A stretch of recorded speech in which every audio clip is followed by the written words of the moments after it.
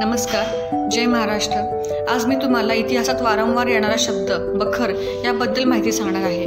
तर बखर हा शब्द फारसी भाषेतील खबर या शब्दावरून घेण्यात आला आहे। खबर म्हणजे वृत्तांत किंवा माहिती। बखर लिहिणारा हा बखरकार असतो। असे बखरकार वेगवेगळ्या राजांच्या दरबारी सेवक म्हणून काम करत असतात। त्या राजांच्या आदेशावरून किंवा इतर उच्चपदस्थ व्यक्तींच्या आदेशावरून ही बखर लिहिली गेलेली असते। या बखरीमध्ये अतिशय महत्त्वाच्या नोंदी केलेल्या असतात।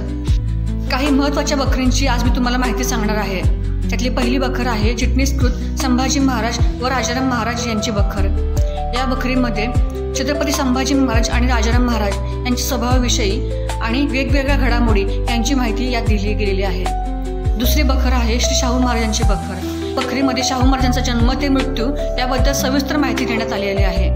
तसेच मुघलांच्या कैदेत असताना त्यातील घडलेले तपशील याची देखील माहिती आहे। तिसरी बखर आहे साष्टीची बखर।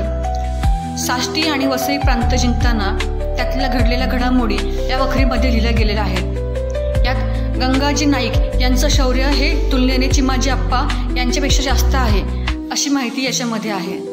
पेशवेकालीन बखर यामध्ये शाहू महाराज जेव्हा मुघलांच्या कैदेतून दक्षिणेमध्ये आले तिथपासून ते मराठा साम्राज्याचा अंत या सगळ्याची माहिती अतिशय तपशील यामध्ये दिली गेलेली आहे। पानिपत बखर। पानिपत बखर ही रघुनाथ यादव याने नानासाहेब पेशवे यांच्या विधवा पत्नी गोपिकाबाई पेशवे यांच्या आज्ञेनुसार लिहिली।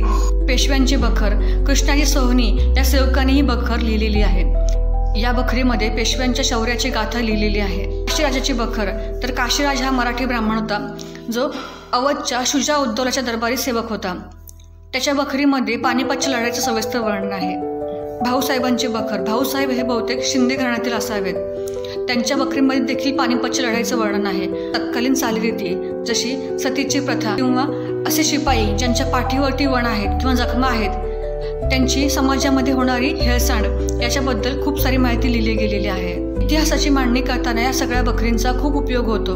मी आशा करते तुम्हाला ही माहिती नक्कीच आवडली असेल। पुढच्या व्हिडिओमध्ये अशीच एक नवीन माहिती घेऊन येईन। तोपर्यंत जय महाराष्ट्र।